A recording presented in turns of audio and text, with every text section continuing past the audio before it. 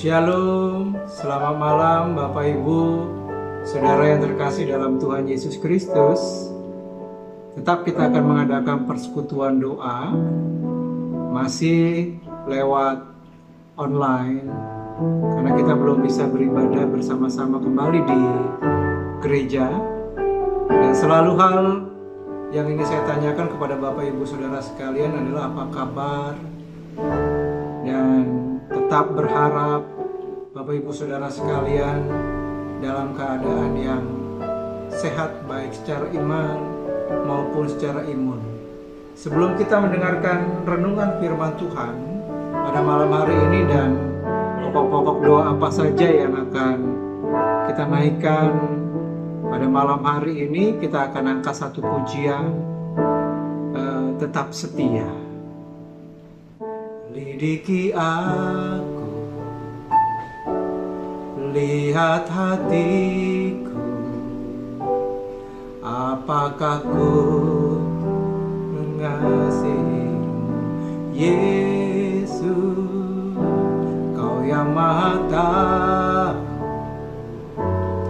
dan menilai hidupku, tak ada yang tersembunyi bagimu. Telah kulihat kebaikanmu yang tak pernah habis di hidupku. Ku berjuang sampai akhirnya Kau dapati aku tetap setia. Telah kulihat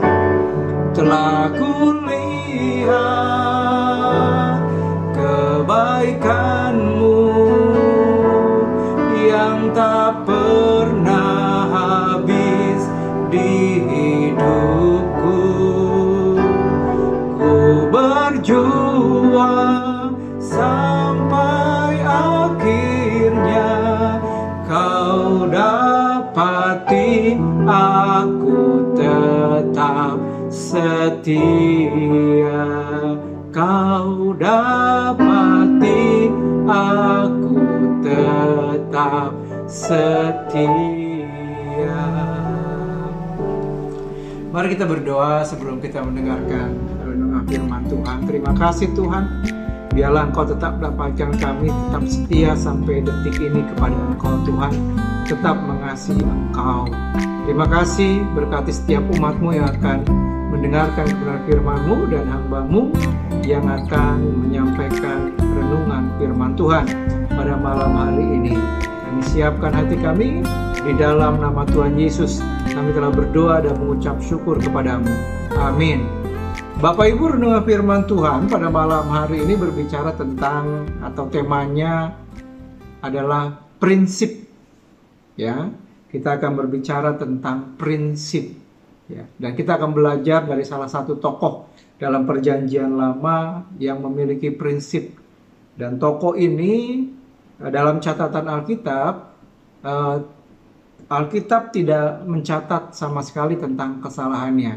Tetapi dia adalah manusia biasa, tentunya dia juga tidak luput dari yang namanya dosa. Tetapi sepanjang saya belajar tentang tokoh ini dalam Alkitab, tidak mendapatkan tentang dosa yang dilakukannya.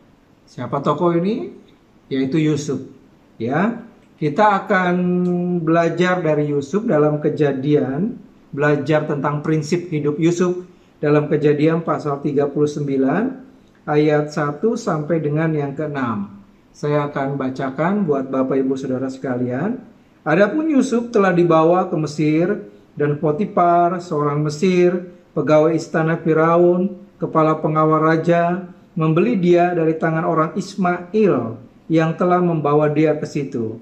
Tetapi Tuhan menyertai Yusuf, sehingga ia menjadi seorang yang selalu berhasil dalam pekerjaannya.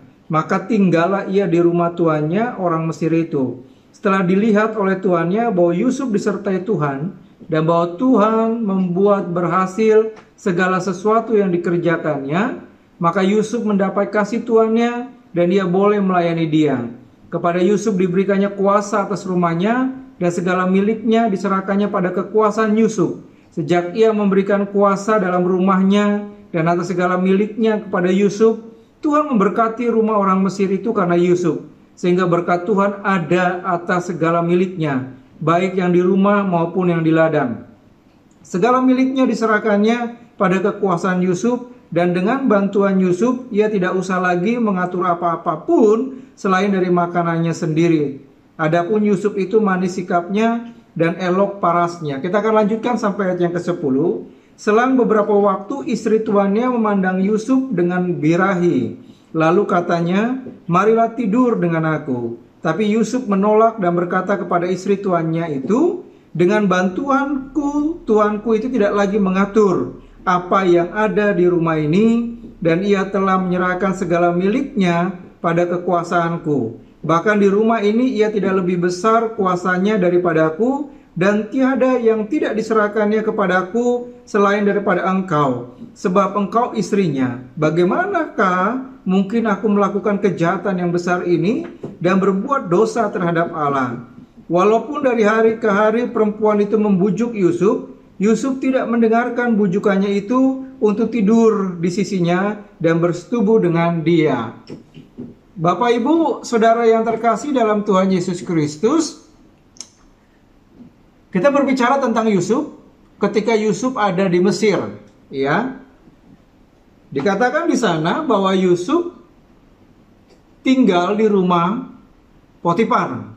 Potifar sendiri di situ dikatakan bahwa dia adalah seorang kepala pengawal raja Firaun.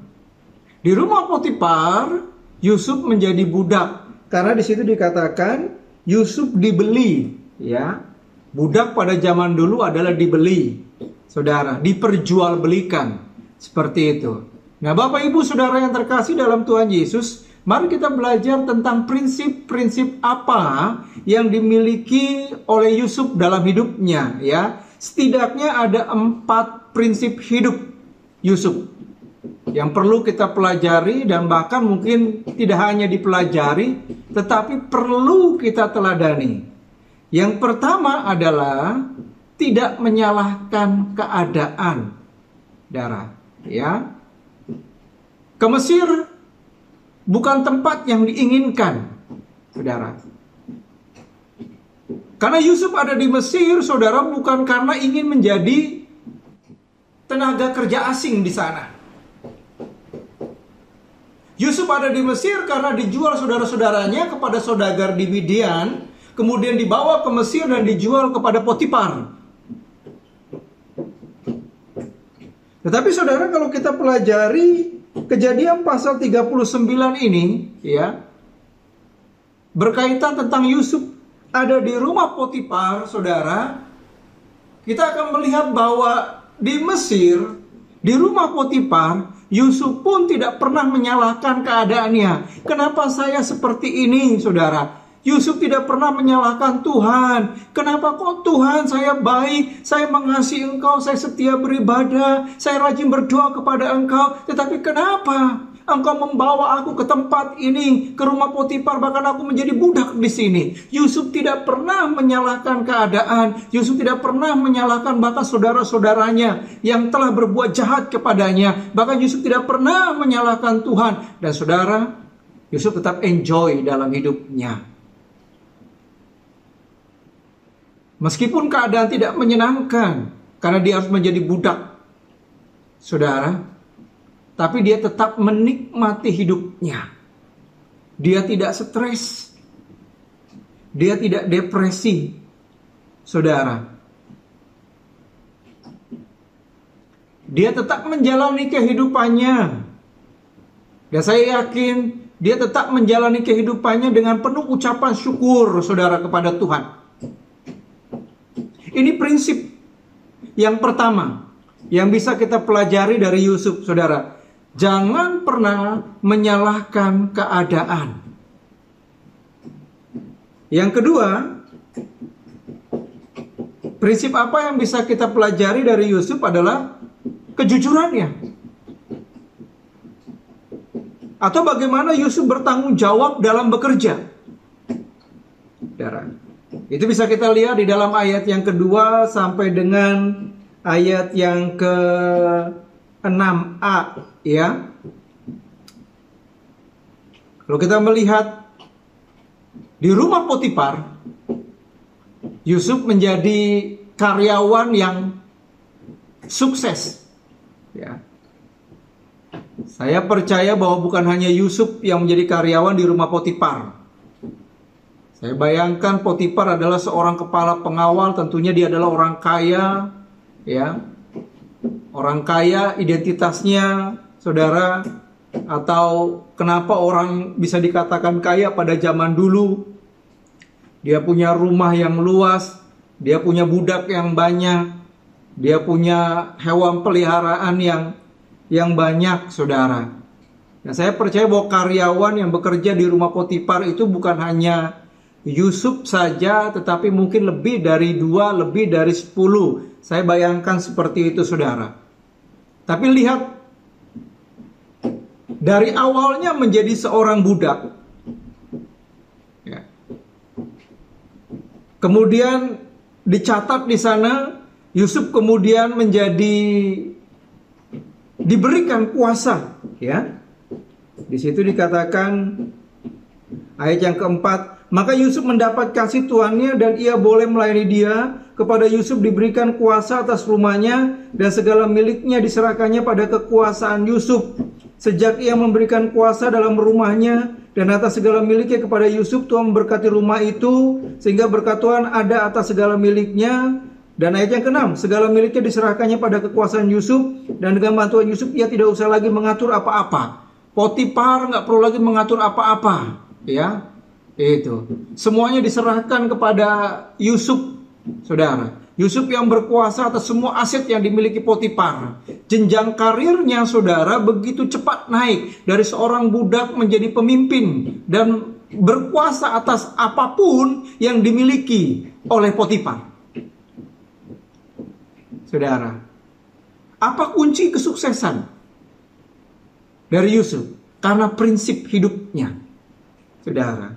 Dikatakan di sana, yang membuat Yusuf sukses itu adalah Tuhan yang pertama.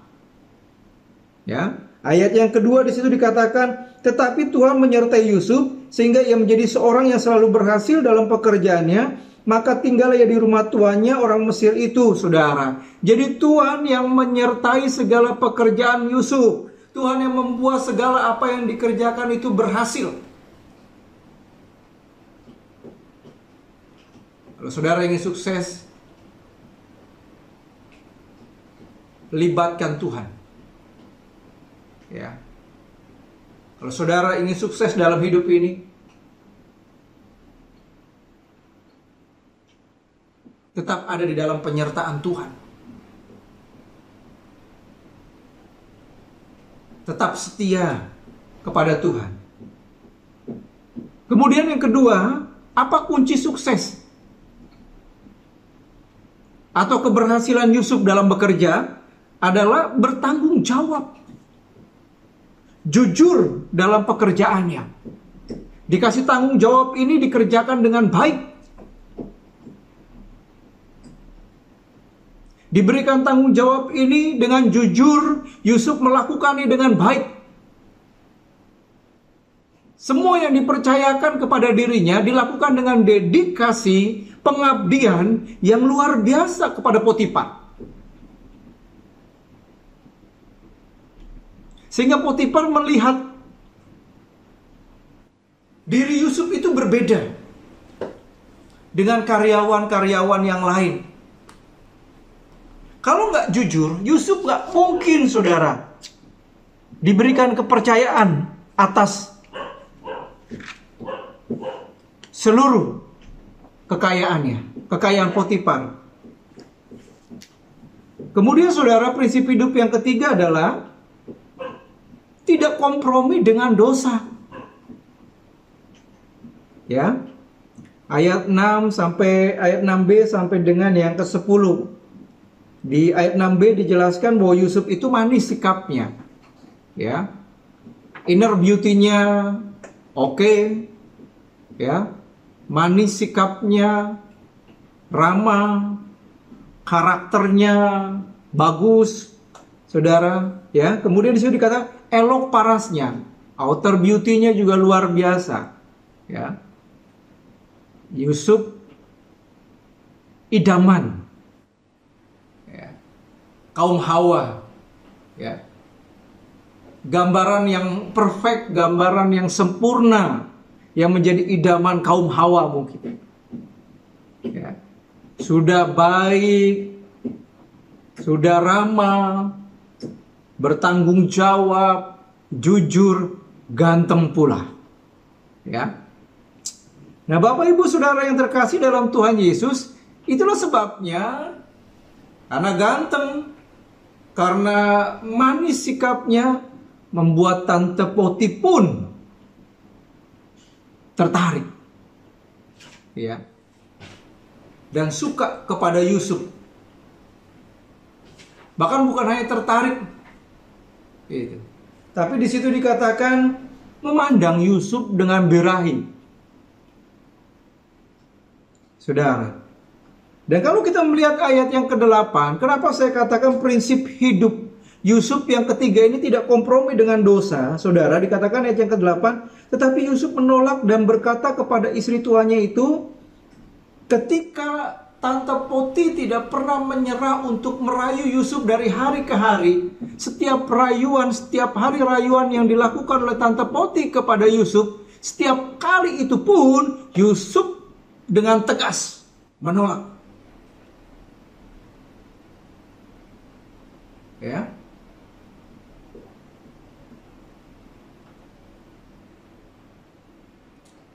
Saudara, kenapa?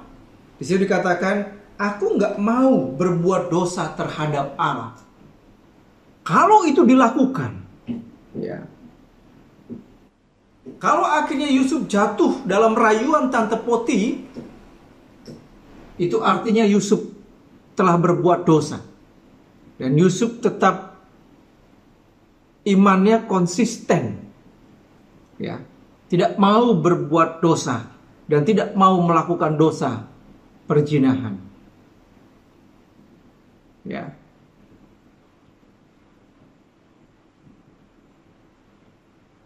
Laki-laki seperti Yusuf sudah setia kepada Tuhan, dan kalau dia mendapatkan pasangan, menikah dan mendapatkan istri, saudara, saya percaya tipe seperti ini atau tipe laki-laki seperti ini adalah laki-laki yang setia, saudara. Ya. Saya berharap dan saya percaya ibu-ibu di GKPI mendapatkan pasangan yang setia. Ya, suami yang setia. Dan saya berdoa untuk anak-anak remaja yang wanita. Saya berdoa mendapatkan pasangan hidup yang seperti Yusuf, tidak kompromi dengan dosa, ya, tidak mau jatuh dalam dosa perzinahan, dan setia sampai maut memisahkan. Yang terakhir, Bapak Ibu Saudara yang terkasih dalam Tuhan Yesus, mengenai prinsip hidup Yusuf adalah berani menanggung resiko. Ya, ayat yang ke-11 sampai dengan yang ke-20. Untuk sebuah prinsip kebenaran, saudara, ya, Yusuf rela menanggung segala resikonya. Ya. Untuk tidak berbuat kepada dosa bukan nggak ada tantangan, nggak ada resikonya, saudara. Sepanjang hidupnya, ketika dia tetap memiliki prinsip kebenaran, selalu ada risiko yang harus ditanggung Yusuf. Dirinya pernah dibuang ke sumur. Ya, ketika jujur menceritakan tentang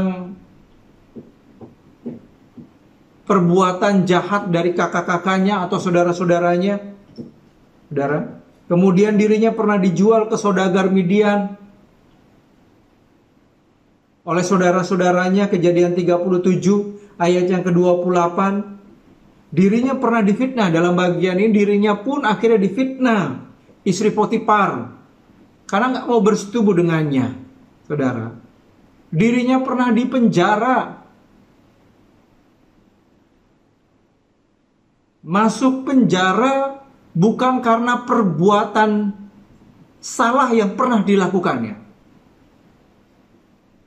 tapi karena fitnahan, saudara. Ya, ini adalah 4 prinsip hidup Yusuf yang bisa kita pelajari pada malam hari ini, dan biarlah ini juga menjadi 4 prinsip hidup yang kita miliki, saudara. Ya, yang kita miliki. Kesimpulannya bagi kita adalah memang sulit di dunia saat ini untuk mencari pribadi seperti Yusuf, sangat langka. Ya, mungkin ibarat kata mencari jarum dalam tumpukan jerami. Tapi saya percaya itu di dunia. Tapi kalau di GKPI Bajem Gria Permata, bagaimana? Saya percaya sangat mudah lah ya menemukan laki-laki yang seperti Yusuf. Ya, Bapak Ibu Saudara yang terkasih dalam Tuhan Yesus, dunia tidak akan menjadi lebih baik. Ya, dunia ini kalau kita melihat tanda-tanda akhir zaman yang disampaikan Tuhan Yesus dan juga Rasul Paulus, Tuhan Yesus dalam Matius pasal yang ke-24, khotbah tentang akhir zaman, kasih menjadi dingin. Ya. Kemudian Rasul Paulus dalam 2 Timotius pasal yang ketiga tentang pengajaran akhir zaman dikatakan akan semakin sulit. Anak-anak memberontak, orang tidak tahu mengasihi dan sebagainya. Saudara, meskipun dunia tidak akan menjadi lebih baik dari hari ke hari, tapi biarlah kita tetap memiliki prinsip dalam dunia ini. Ya, tidak jatuh mengikuti pola dunia yang jahat, tapi tetap memiliki prinsip-prinsip kebenaran firman dalam kehidupan ini. Meskipun sulit dan terkadang ada resiko, untuk kita tetap memiliki prinsip yang benar dalam hidup ini. Tetapi percayalah, Tuhan pasti akan menyertai orang-orang yang memiliki prinsip hidup yang benar. Sama seperti Tuhan menyertai Yusuf, saudara. Meskipun banyak pengalaman pahit yang harus terima Yusuf, tapi lihat, Yusuf memiliki posisi, bahkan menjadi penguasa, bukan hanya di rumah Potifar. Dalam sejarah Alkitab mengatakan dia menjadi penguasa di Mesir. Ya, orang nomor 2, saudara, yang mungkin bisa dikatakan menjadi perdana menteri bahkan di negeri asing, bukan di negerinya sendiri. Ya, Bapak Ibu Saudara, dan biarlah 4 prinsip ini Tuhan temui di dalam diri saya dan juga di dalam diri Bapak Ibu Saudara sekalian. Ya, jangan pernah menyalahkan keadaan, saudara. Jujur dalam bekerja, tidak kompromi dengan dosa, berani menanggung resiko untuk sebuah kebenaran. Amin. Mari kita berdoa. Terima kasih Tuhan, bersyukur kami sudah belajar kebenaran firman Tuhan tentang pribadi yang luar biasa, tokoh Yusuf yang memiliki prinsip hidup di dalam Tuhan. Tidak kompromi dengan dosa, berani menanggung resiko, tidak pernah menyalahkan keadaan, bahkan jujur di dalam setiap pekerjaan apapun yang dipercayakan kepadanya. Dan biarlah itu Tuhan temui dalam diri setiap umat-Mu, ya Bapa. Terima kasih, kami bersyukur, kami siapkan hati kami untuk memasuki setiap doa-doa syafaat kami pada malam hari ini. Di dalam nama Tuhan Yesus, kami telah berdoa dan mengucap syukur kepadamu. Amin. Bapak Ibu Saudara yang terkasih dalam Tuhan Yesus Kristus, pokok doanya tetap doakan pemerintah, ya, dalam mengambil kebijaksanaan ke depan. Kebijaksanaan apa lagi yang harus diambil untuk mencegah atau mengurangi, ya, pandemi virus pandemi COVID-19 ini.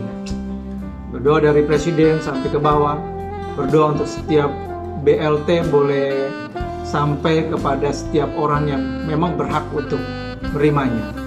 Berdoa untuk para medis, tim medis, ya, dokter, perawat yang berjuang setiap hari, ya, supaya Tuhan berikan kesehatan kepada mereka, alat-alat yang dibutuhkan, APD, masker, obat-obatan.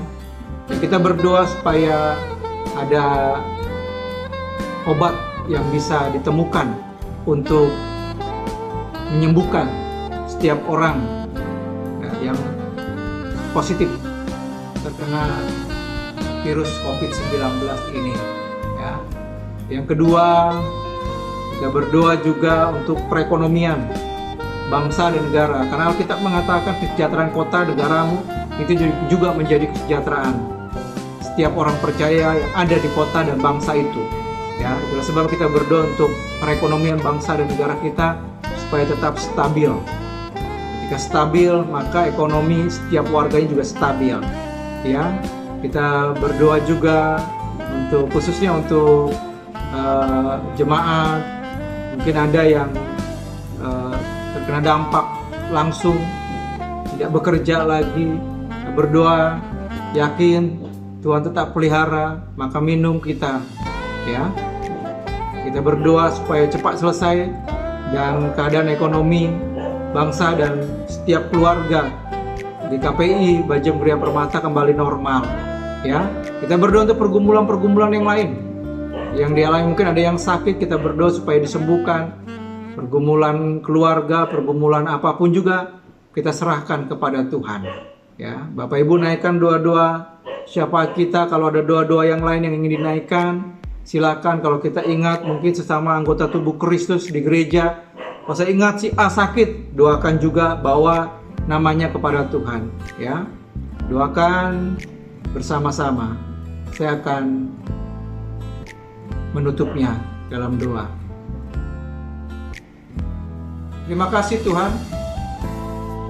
Kami serahkan tadi setiap pokok-pokok doa ke dalam tangan kasih Tuhan. Bangsa dan negara kami, Tuhan Kau berkati. Terlebih para pemimpin bangsa kami di tengah-tengah untuk mengambil kebijaksanaan yang mudah untuk menangani pandemi COVID-19 ini, ya Bapak. Nah, kami berdoa supaya virus Corona ini atau COVID-19 ini cepat selesai, ya Bapak. Berdoa untuk para medis, Tuhan, dokter, berikan kekuatan, berikan kesehatan, dan biarlah tidak kekurangan APD, masker, obat-obatan, dan sebagainya, ya Bapak. Kami juga berdoa untuk setiap yang terkena positif 19. Kami mohonkan kepada Engkau Tuhan, bila kuasa Tuhan menjamah, berikan pemulihan kepada mereka, ya Bapak. Kami berdoa Tuhan untuk perekonomian bangsa dan negara kami. Kami berdoa Tuhan, memohon belas kasihan Tuhan, supaya perekonomian bangsa dan juga perekonomian setiap keluarga besar GKPI Bajem Gereja Permata Tuhan dalam keadaan ekonomi yang tetap stabil, ya Bapak.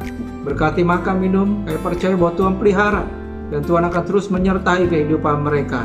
Kami berdoa kalau ada yang sakit, kami berdoa di dalam nama Tuhan Yesus, Tuhan jamah, Tuhan pulihkan, ya Bapak. Berikan kesehatan Tante Ani, kami serahkan ke dalam tangan kasih Tuhan. Engkau juga memberkati, memberikan kesehatan kepadanya, ya Bapak. Terima kasih Tuhan. Kami juga berdoa untuk setiap pergumulan-pergumulan yang lain yang tidak tersampaikan setiap umat-Mu. Tuhan mengerti keberadaan mereka masing-masing. Dan kami percaya bahwa campur tangan Tuhan tak nyata dalam hidup mereka, membuka jalan, memberikan jalan keluar yang terbaik untuk setiap pergumulan yang mereka hadapi. Terima kasih Tuhan, kami bersyukur, inilah setiap seruan doa syafaat kami yang kami naikkan di dalam nama Tuhan Yesus. Kami telah berdoa dan mengucap syukur kepadamu. Amin. Bapak Ibu Saudara yang terkasih, hari Kamis kita akan memperingati kenaikan Tuhan Yesus Kristus, dan kita akan mengadakan ibadah. Dan saya berharap berdoa untuk setiap kita untuk boleh beribadah bersama-sama pada hari Kamis dalam rangka memperingati kenaikan Tuhan Yesus Kristus. Tuhan memberkati. Selamat malam. Shalom.